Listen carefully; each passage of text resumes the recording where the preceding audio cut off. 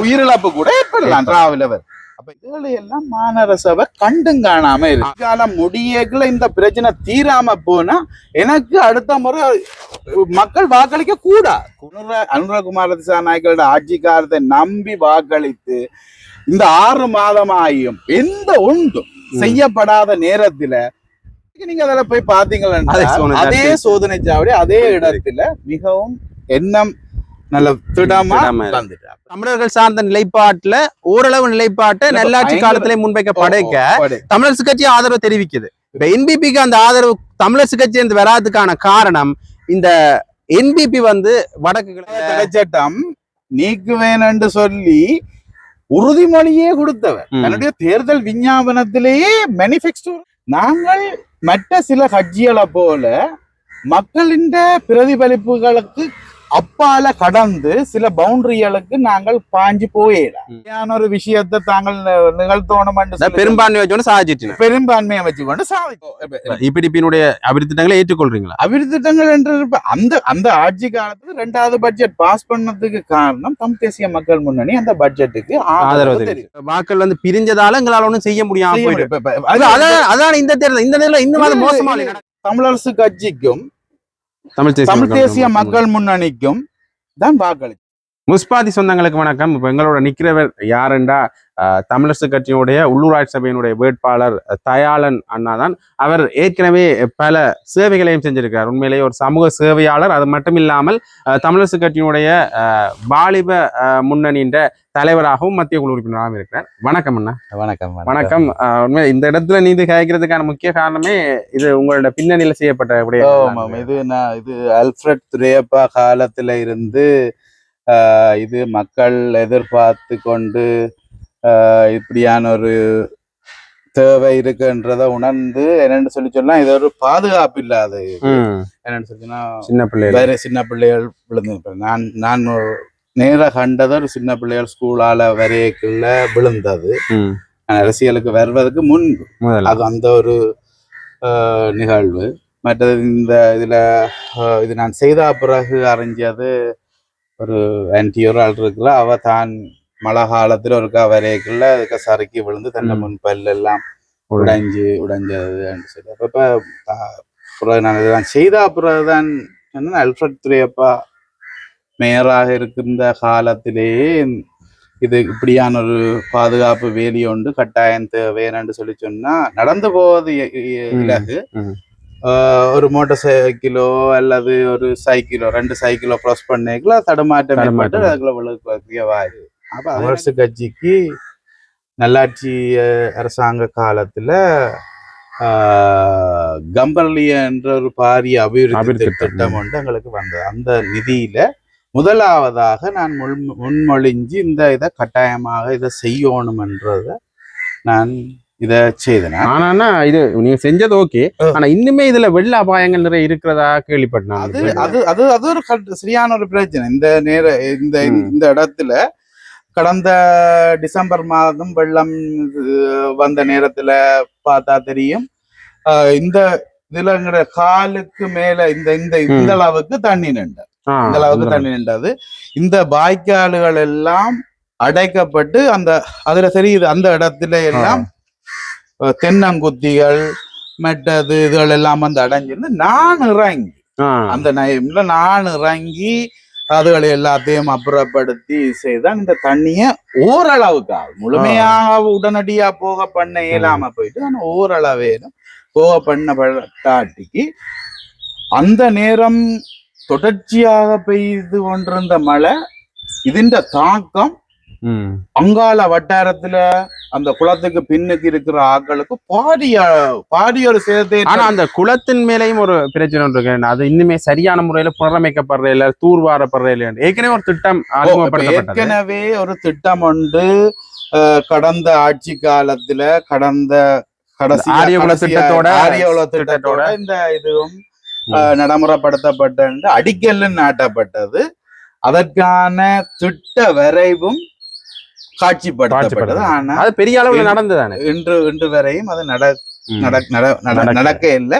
அதுக்கான காரணங்கள் என்ன, புறநிலை சூழல்கள் என்ன நடந்தது, சபை கலைக்கப்பட்டது, சபையின் ஆட்சி காலம் முடிந்தது, அதுகளும் காரணமா இருக்கலாம், அல்லது அதுக்கான விரைவுபடுத்தல்கள் நடக்கப்பட்டது. இது இப்ப நீங்க வந்த அப்புறம் சரி செய்யப்படும் சொல்றீங்களா? இப்ப இது இந்த குளம் இது ஒரு குளம் பெரிய பிரச்சனை. இந்த குளம் உண்மையாவே இந்த இந்த இதுக்குள்ள வெள்ளம் வர்றது, அங்கால இருக்கிற குளங்களுக்கு வெள்ளம் வர்றதுக்கு உண்மையான காரணம் தண்ணீர் பல பக்கமாக இந்த குளத்துக்கு வந்து இதில் இங்க இருந்து கடலுக்கு செல்லேக்குள்ள என்னன்னு சொல்லி சொன்னா, இந்த குளத்துல வந்து சேருகிற தண்ணி பல பக்கங்களால இருந்து வருது. அங்கால என்ன சுண்டுக்குழிக்கு பின்பக்கம், மற்றது இஞ்சால பக்கம், மற்றது இதுக்குள்ளால வர தண்ணி, அந்த குளம் ஓஃப்ளோ பண்ற தண்ணி எல்லாம் வந்து இதுக்குள்ளால ஓடும். கொண்டு போய் குளத்துக்குள்ள சேர்த்தாலும் இந்த தண்ணியால் விரைவாக கடலை சென்றடையதுக்குரிய பொறிமுறை இல்லாட்டிக்கு எந்த வாய்க்கால்களை கட்டினாலும், எந்த இதை கொண்டு போய் நாங்கள் குளத்துக்கு விட்டாலும் தண்ணியின் கெப்பாசிட்டி ஓவர்ஃப்ளோ ஆயிக்கல, அது மக்களுக்கான தாக்கத்தை ஏற்படும். இதுக்கான ஒரு திட்டமா நீங்கள் என்ன வச்சிருக்கீங்க? என்ன பாத்தீங்கன்னா தெரியும். இதுக்கு முன்னுக்கு நீங்க போய் பாருங்க, அதை நீங்க கட்டாயம் பார்க்கணும். குப்பைகளை நீங்க பார்த்தா தெரியும்.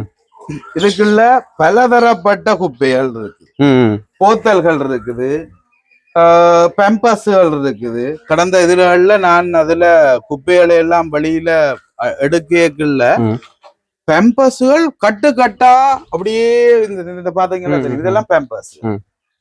இதுகள் எல்லாம் இப்படியே கொண்டு வந்து ஆக்கள் கொட்டுறது. இந்த குப்பைகளை கொண்டு வந்து இதுக்குள்ள போடுற ஆக்கள் தூரத்து இடத்த இந்த ஏரியாவுக்குள்ள இருக்கிற ஆட்களுக்கு தெரியும் இந்த விளைவு.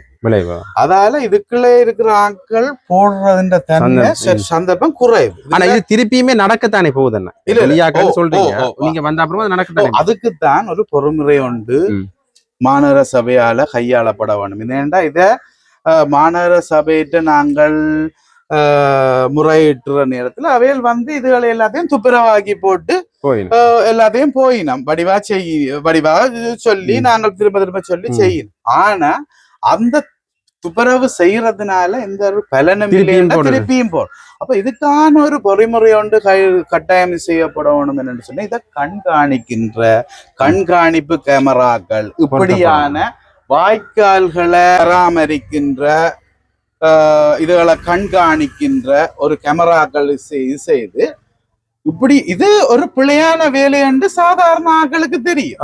ஆனா இதுகளை கொண்டு கொட்டுற ஆக்கள் இந்த கண்ணாலேயே வாங்க அறிவுபூர்வமான ஆக்கள், அறிவு குறைந்த ஆக்களின் படிச்ச ஆக்கள், பல அரச உத்தியோகங்கள்ல இருக்கிற ஆக்கள். அப்ப அவைகளுக்கு ஒரு விழிப்புணர்வு ஏற்படுத்துறது எங்களால இயலாதுன்னு சொல்லிட்டு அவை தெரிஞ்சு செய்யணும். இதை நாங்கள் ஒரு கேமரா மூலமாக நாங்கள் கண்காணித்து அதற்கான ஃபைன் அடிக்கிற ஃபைன் அறவிடுகின்ற சிஸ்டம் எங்கள்ட மாநகர சபையில ஏற்கனவே இருக்கு. இதற்கான ஒரு கண்காணிப்பு கேமராவை போட்டினால் இதை உடனடியாக கட்டுப்படுத்தலாம். என்னன்னு சொல்லி சொன்னா, ஒரு ஆளுக்கு தண்டனை கொடுப்பது என்றத கப்பால இப்படியான ஒரு வேலையை வெளிப்படுத்துறதுன்றது பெரிய விஷயமா. ஒரு ஒரு ஆள் வெளிப்படுத்தப்பட்டா நிறைய பேர் அதுல இருந்து பிடிபடுறதுன்றது அந்த செயலை செய்யாம தண்டனைகள் அதிகரிக்கப்படுறதுதான் குற்ற செயல்கள் குறையும். அந்த குளத்துக்கிட்ட வந்துட்டோம். உண்மையிலே இப்பயே இந்த குளத்துல குப்பைகள் நிறைய இருக்குன்னு சொல்றீங்க. இது என்னன்னு சொல்லி சொன்னா, இந்த நான் கடந்த அந்த வாய்க்காலை பற்றி சொன்ன நேரத்துல குப்பைகள் வர்றது பற்றி நான் நிறைய காய்ச்சிருக்கேன். இந்த குளத்தை பாத்தீங்கன்னா இதுக்குள்ள போத்தல்கள் கண்ட எல்லா கழிவுகளும் இதுக்குள்ள வந்து சேர்ந்துருக்கு. ஆனா வெள்ள நேரத்துல பயன்படுத்தவே இல்லை. இந்த ரோட்டை பயன்படுத்தவே இயலாதது மட்டுமல்ல, இந்த ரோட்டுல இடுப்புக்கு மேற்பட்ட தண்ணீர் வந்து இந்த அயலுக்குள்ள இருக்கிற எல்லா மக்களும் இடம்பெயர்றதும்,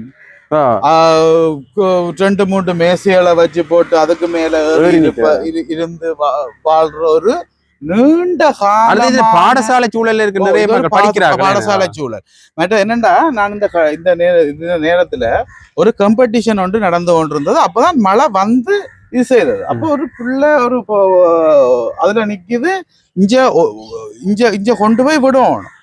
அப்ப மற்ற பக்கத்தால வர்றதுக்கும் இதுக்குள்ளதான் அவையில்ட வீடு, மற்ற பக்கத்தால போறதுக்கும் இதுக்குள்ள வெள்ளம், இஞ்சால பக்கத்தாலே சரியான தூரம். அப்போ தாய் கிட்ட நான் தான் தூக்கி கொண்டு போய் அந்த பிள்ளைய அங்க சேர்த்து போட்டு ரோட் பிளாக்டா இருக்கு. அப்ப என்ன இதுக்குள்ள இந்த மக்கள் இந்த ஏரியாக்கள் இதுல இருந்து அந்த சந்தி வரையும் உள்ள மக்கள் இது ஒரு வருட பிரச்சனை இல்ல, காலங்காலமாக இந்த மழை நீரால சரியான கஷ்டம். இப்ப மழை வந்து பிரச்சனை வாருது. இப்ப கொய்யா தோட்டம் அங்கால இருக்கிற பகுதிகளுக்கு பார்த்தா அது இப்ப தற்காலிக பிரச்சனையா இருக்கு. ஆனா இந்த மக்கள் வந்து என்னுடைய வயசு காலத்துல இந்த இதுலதான் என்னோட வீடு ஒன்று இருந்தது. நான் சின்னனா இருக்கிற காலத்துல நான் கேள்விப்பட்டது அந்த சந்திக்கு அங்கால வெள்ளம் வந்தது, அந்த எங்கட வீடு வரையும் வெள்ளம் வந்தது, அந்த சந்திக்கு வரையும் வந்தது ஒரு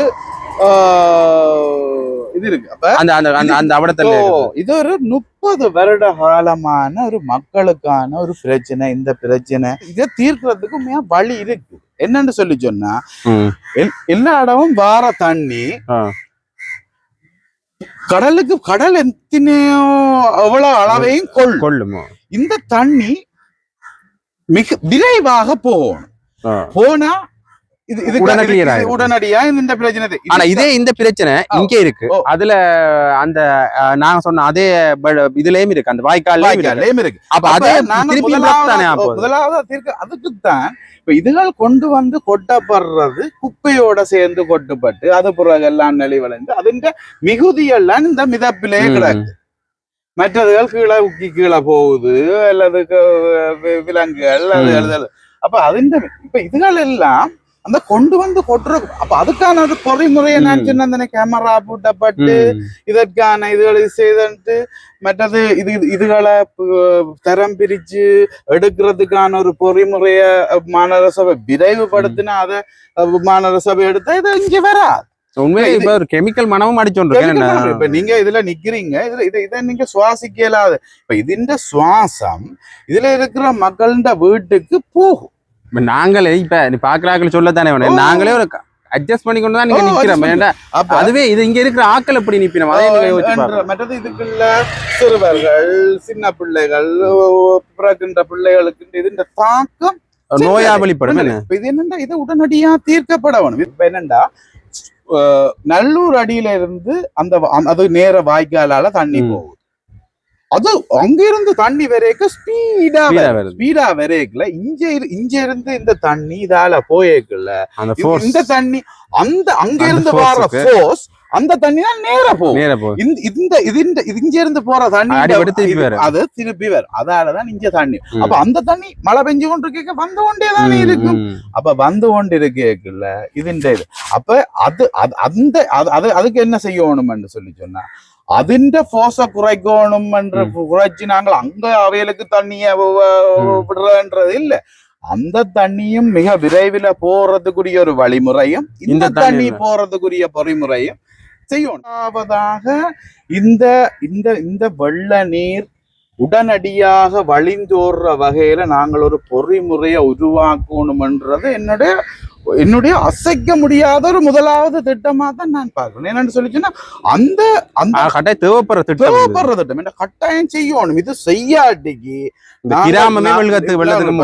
நான் இந்த வட்டாரத்துல இதுல நான் வெற்றி பெற்ற ஒரு மாநகர சபை உறுப்பினரா வந்தா நான் இந்த ஆட்சி காலம் முடியக்குள்ள இந்த பிரச்சனை தீராம போனா எனக்கு அடுத்த முறை மக்கள் வாக்களிக்க கூடாது. அதை நான் உறுதியா சொல்றேன். இந்த பகிரங்கமா நான் சொல்றேன். இதுக்கான பொறிமுறையை நான் இதுக்கு இந்த மக்களுக்கு செய்து கொடுக்காட்டிக்கு எனக்கு அடுத்த முறை வர்ற தேர்தலில் எனக்கு வாக்களிக்க கூடாது. ஏன்னா நானும் இந்த இதுக்குள்ள செய்து நாங்கள் உணவு கொடுத்து செய்து மக்கள்கிட்ட நான் கொடுக்குற உணவும் நான் இதுல 4 பேரை தூக்கி விடுறது அது மக்கள்கிட்ட முழு பிரச்சனைக்கும் தீர்வாகாது. ஒரு காலம் ஒரு காலமும் தீர்வா அது ஒரு சின்ன ஒரு வீதமான ஒரு இது. அடுத்தது இப்படி இந்த கிராமமே வெள்ளத்துல மூழ்கிறத உங்களால காப்பாற்ற முடியும் ஒரு சவாலாவே நாங்க இல்ல நான் இது காப்பாற்ற வேணும். இதை காப்பாடு இந்த என்ன பொறுத்த மட்டும் இல்ல ஆட்சியின் முடிவில்ல 2 வருடத்துக்குள்ள சில வேளையில இந்த திட்டங்களை செய்யறதுக்கு இப்ப இதே திட்டம் தான் நாங்க குளத்திலயும் கொண்டு வரப்பட்டது ஆனா அது இப்ப கிடப்புல போடப்பட்டது உங்களுக்கு தெரியும் அந்த திட்டம் மாதிரி இதுவும் கிடப்புல போடப்படுமா இது ஒரு அரசியல் பேச்சா இருக்க கூடாது இதுக்கு ஒரு தீர்வு காணப்பட நான் இந்த ஆட்சிக்கு வர்ற இந்த யாழ் மாநகர சபை ஆட்சி இதை தீர்த்து கொடுக்கணும் என்றதான் என்ற அடிப்படை நோக்கம். இந்த வெள்ள பிரச்சனைக்கு ஒரு தீர்வு காணப்படும். இதான் போன ஆட்சியிலையும் சொல்லப்பட்டது.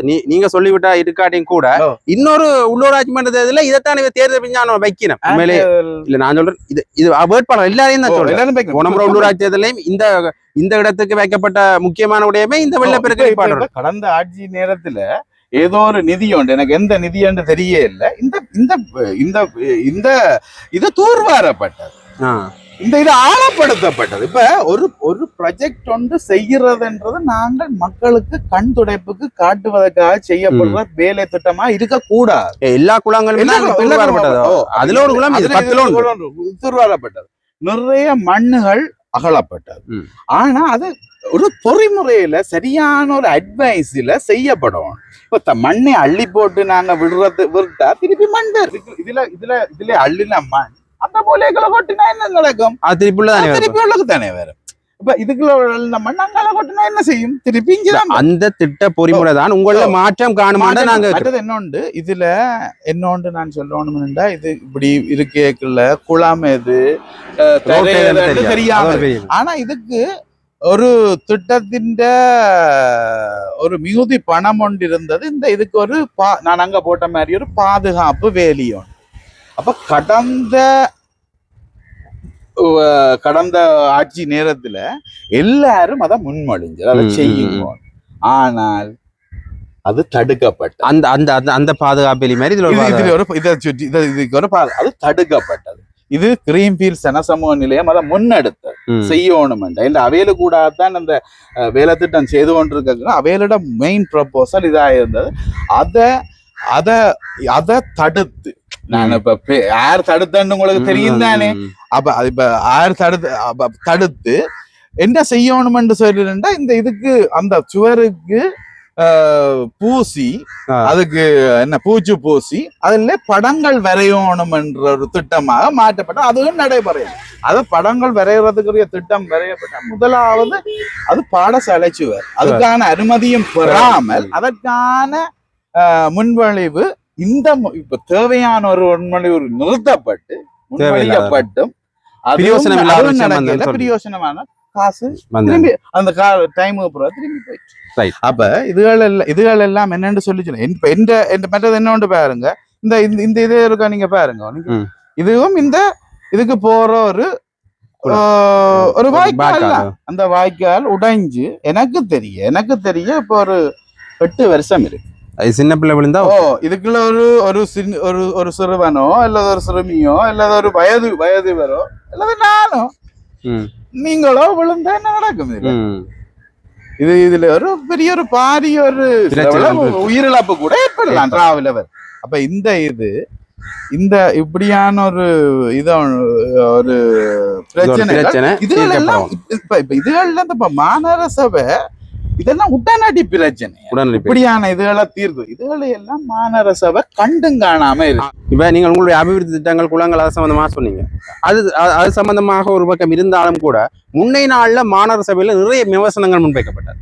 பட்ஜெட் தாக்கல் செய்கின்ற பொழுது கூட மாநகர சபையில இழுபறிகள் சம்பந்தமான பல நிலைப்பாடுகள் சபை முடக்கம் அப்படி நிறைய விடயங்கள் நடந்து கொண்டிருந்த நீங்கள் ஏற்கனவே இது தொடர்பான குறைபாடுகள் சம்பந்தமாக சுட்டி காட்டியிருந்தீங்க. இப்ப உங்களோட நிலைப்பாடு என்னவா இருக்கு இந்த மாநகர சபை சம்பந்தமா?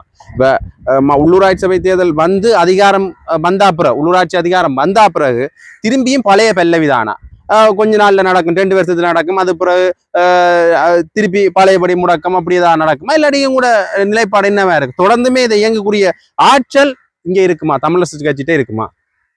இப்ப இதுக்கான ஆற்றலை தமிழரசு கட்சிக்கு மக்கள் கொடுக்கும். மக்கள் கொடுத்துட்டாரு. இப்ப நான் கேட்கிறேன், மக்கள் கொடுத்திருந்தேன் ஒரு கதை. இல்ல இல்ல போன முறை நடந்தது என்னன்னு சொல்லி சொன்னா, போன முறை தமிழரசு கட்சிக்கு 16 ஆசனங்கள் இருந்தது.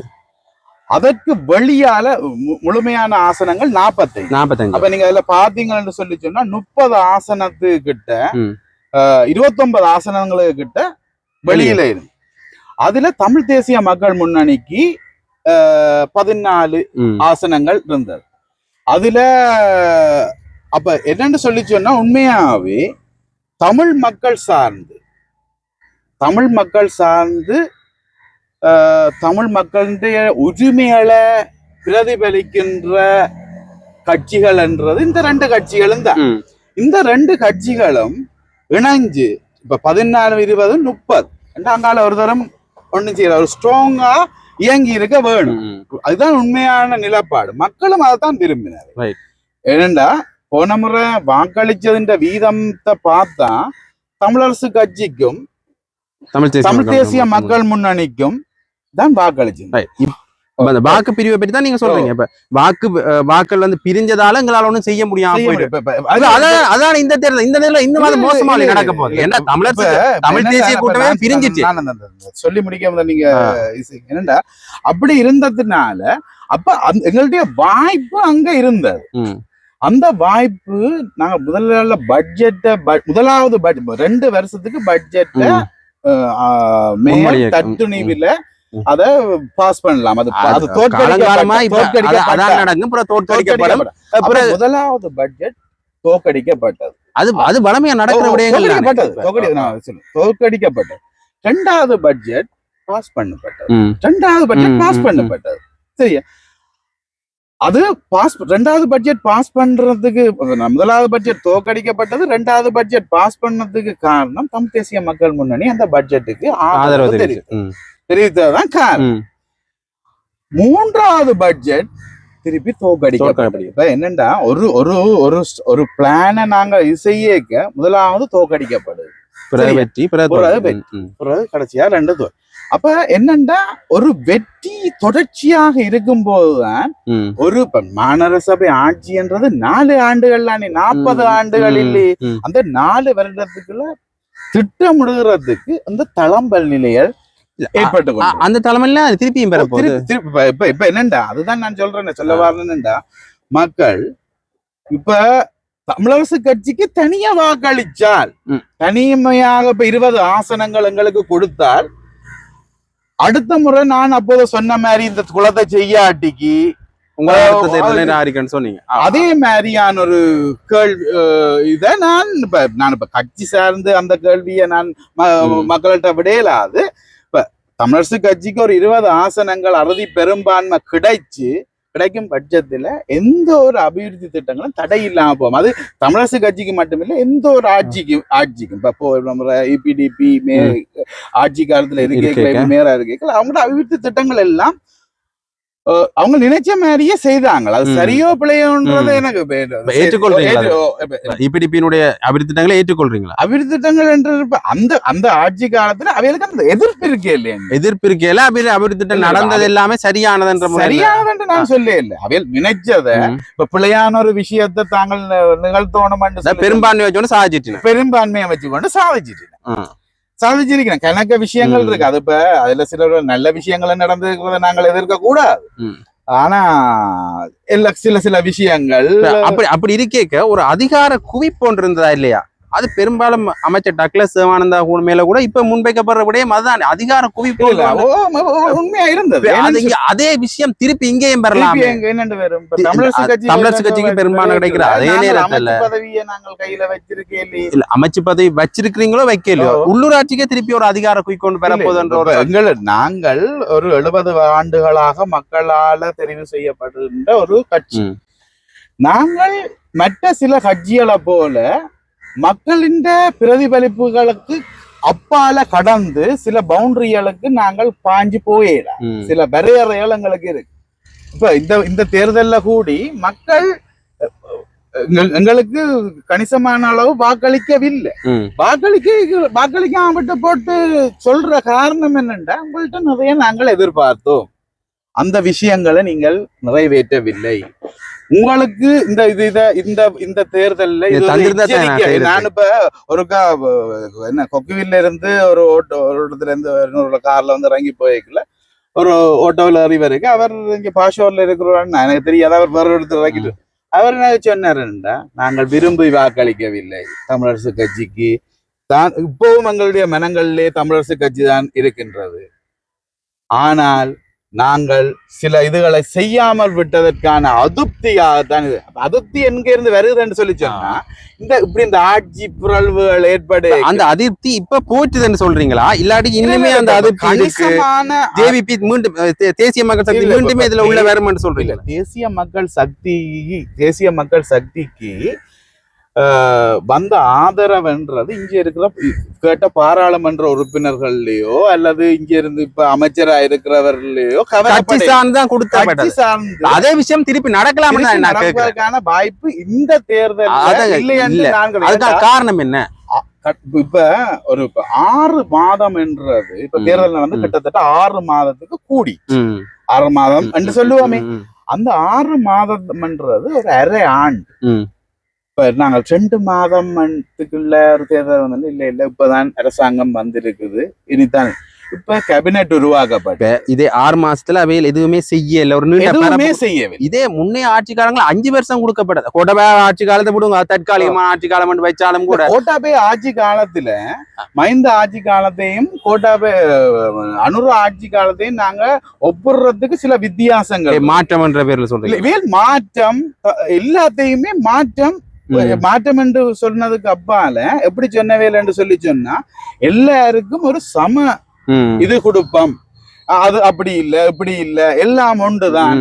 நாங்கள் அது செய்ய மாட்டோம் இது செய்ய மாட்டோம். இப்ப அனுரகுமார திசாநாயக்க எல்லாம் இப்ப பாதுகாப்ப குறைச்சு என்று சொல்லி சொல்றாரு. இப்ப வந்த உடனே என்ன செய்திருக்கணும்? உண்மையான ஒரு ஆட்சியான இப்ப இருக்கிற பார்லிமெண்ட்ல இருக்கிற ஆட்களுக்கு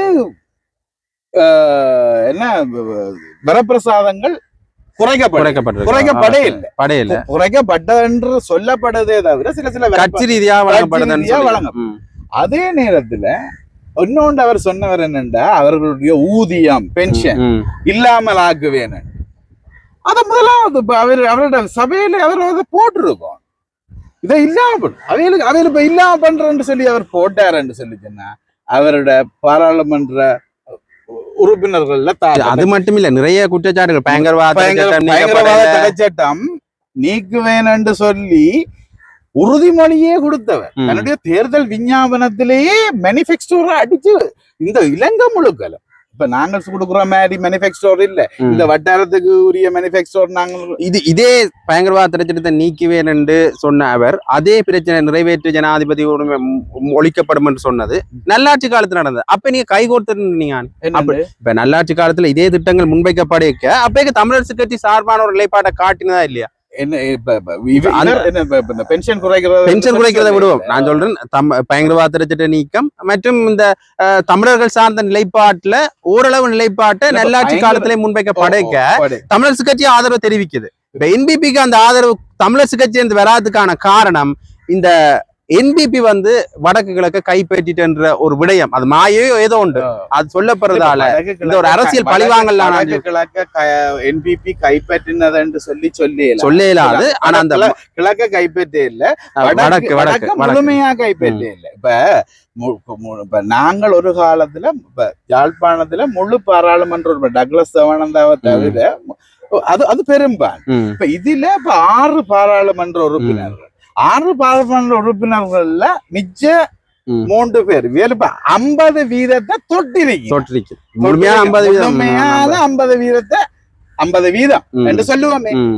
அப்ப அவையில் என்னன்னு சொல்லி சொன்னா அந்த தொட்டிருக்கிற நேரத்துல அவையில் அந்த மக்களுக்கு அவைகளுக்கு இப்ப இவ்வளவு தமிழ் மக்களின் ஆதரவோட இருந்த கட்சிகளையும் மீறி கொடுக்கல நீங்க உடனடியா எங்கள்ட மக்களுக்குரிய இதுகளை எல்லாத்தையும் செய்யறதுக்குரிய வாய்ப்பு இருக்கான செய்யல. ஒரு உதாரணத்தை சொல்றேன். இப்ப இருந்தது அந்த தேர்தலுக்காக வந்து இல்லாம போன இதுல இருந்து நீங்க பாத்துக்கொள்ளுங்க. ஒன்றுமே செய்ய மாட்டாங்க, செய்யவும் மாட்டாங்க. இவங்களை மக்கள் நம்ப கூடாதுன்றது. ஜனாதிபதி அனுரகுமார் திசாநாயக்க ஆனரவுக்குள்ள வரைக்குள்ள தந்த எங்களுக்கு இருந்த சோதனை சாவடியில இன்றைக்கு நீங்க அதில் போய் பாத்தீங்கன்னா அதே சோதனை சாவடி அதே இடத்துல மிகவும் எண்ணம் நல்ல திடமா வந்துட்டு அப்ப இது இந்த சின்ன சோதனை சாவடியே அகற்ற இயலாத இந்த நீ கேக்குற கேள்வி பெரும்பான்மை இருந்தோண்டும் ஏன் செய்யல பெரும்பான்மை இப்ப போன முறை நல்லாட்சி காலத்துல சில பிரச்சனைகள் இருக்குது. நல்லாட்சி அரசாங்கத்துல 2 கட்சிகள் சேர்ந்து ஒரு நல்லாட்சியை உருவாங்க.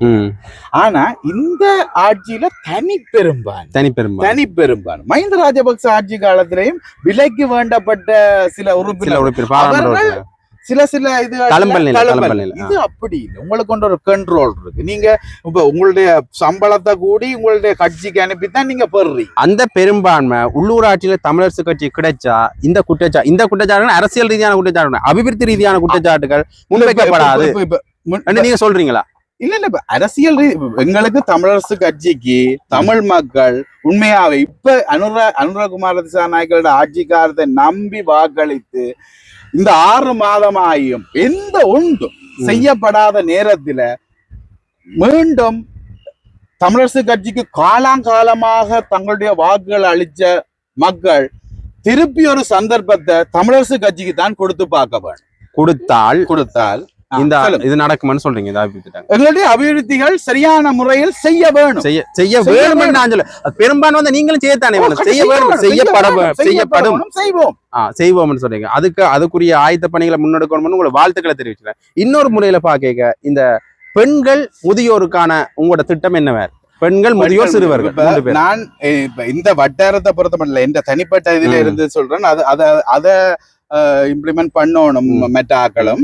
இப்ப அதே சில இடங்கள்ல செய்து கொண்டு வராங்க. சில இதுகள் மறைமுகமா சில பேருக்கு பர்சனலா செய்கிற உதவிகள். இப்ப நான் எல்லாம் இந்த இதுகளுக்குள்ள நான் இப்ப ஒரு சாப்பாட்டை கொடுக்கறத விட சாப்பாடு இல்லாத சாப்பாட்டை கொடுக்கறத விட ஒரு கல்விக்கு உதவி செய்கிறது நல்ல விஷயமா நான் இந்த சரியா பிள்ளைய அடுத்த தலைமுறை அவருடைய தலைமுறையை உருவாக்கும் என்ற ஒரு சிந்தனை ஒன்று இருக்கு. அதே நேரத்துல நான் சில நேரத்துல எனக்கு காசு கிடைக்கல, ஏதாவது உதவிகள் வரையல, நான் தேவை வர்ற ஒரு இதுகளுக்கு தான் இடத்துக்கு கொண்டு இப்ப இதுக்குள்ள நான் 10 பேரு கொடுத்து எனக்கு வாக்கு வர்றதை விட ஒரு தேவையான ஒரு இடத்தை தெரிவு செய்யணும். இப்ப நான் இப்ப அங்கால பட்டுக்கோட்டை பக்கம் அங்கால பண்ணாம பக்கம் அரசியல் ரீதி இல்லாம ஒரு ஸ்கூலுக்குள்ள ஒரு 3 பிள்ளைகளுக்கு நான் இப்ப ஒரு 5 வருடமா நான் அந்த இது தொடரணும். உங்களோட ஆட்சியில தொடர்ந்துமே உங்களோட முன்னேற்ற திட்டங்கள் நல்லா இருக்கணும். இந்த நீங்க சொன்ன விடயம் நடக்கணும். இந்த கிராமம் நீரில மூழ்கிறது வந்து நான் அத இப்ப இந்த இறுதியாய் நான் உங்களுக்கு திருப்பியும் சொல்றேன். இந்த மக்களுக்கான இந்த மத்தியூஸ் வீதியில இருந்து அங்க வரட்டும். மத்தியூஸ் வீதி மட்டும் பாதிக்க இல்லை. பல இடங்கள் அங்க ஆகும். மத்தியூஸ் வீதியில இருந்து அந்த அதுக்கு இடத்துல அந்த ரோட்டுகள் எல்லாத்தையும் பாதிக்குது. அதிண்ட பாதிப்பு அங்காலையும் இதுகள்ல வாரத்தாட குருநார் இல்ல அங்க 66 வட்ட பகுதியையும் வெகுவா பாதிக்குது. இதை நாங்கள் இது செய்யல. அந்த தீர்வுகளும் இல்லாம போகும். அப்ப ஒரு கல்லுல 2 மாங்கன்ற மாதிரி நாங்கள் இதுக்கான தீர்வை கொண்டு வரையல. அதற்கான தீர்வு மிக விரைவிலே போகும். அதே நேரத்துல நீங்க சொன்ன மாதிரி பாட்குளத்துக்கான தண்ணீரும் இதுக்குள்ளால பழிந்தோடுறதுக்குரிய திட்டமா இருக்கு. அப்ப இந்த 3 கிராமத்துல மூன்று இடத்துல பிரச்சனையும் ஒரே நேரத்துல தீர்வு காண்றதோட நீண்ட கால பிரச்சனையா இருக்கின்ற பிரச்சனையும் முழுமையா தீருமன்றதுல என்னுடைய நம்பிக்கை. திருப்பவும் சொல்றேன், இத நான் தீர்க்காட்டிக்கு அடுத்த முறை நான் தேர்தல்ல போட்டியிட்டா இந்த வட்டாரத்து மக்கள் எனக்கு வாக்களிக்க கூடாது. பிரச்சனை இத சுமூகமா தீர்த்து இந்த மக்களுக்கான இந்த வெள்ள பிரச்சனையை தீர்க்காட்டிக்கு தீர்ப்பேன் என்று உறுதியாக சொல்லுகிறேன். அது எந்த தீர்ப்பாட்டியும் அடுத்த முறை தொடர்ந்து நீங்கள் இந்த இதை ஈடுபடணும். நன்றி, வணக்கம். நான் தொடர்ந்துமே இந்த இதுல ஈடுபடணும். உங்களோட உள்ளூராட்சி சபை தேர்தலுக்கும் வாழ்க்கை. நன்றி.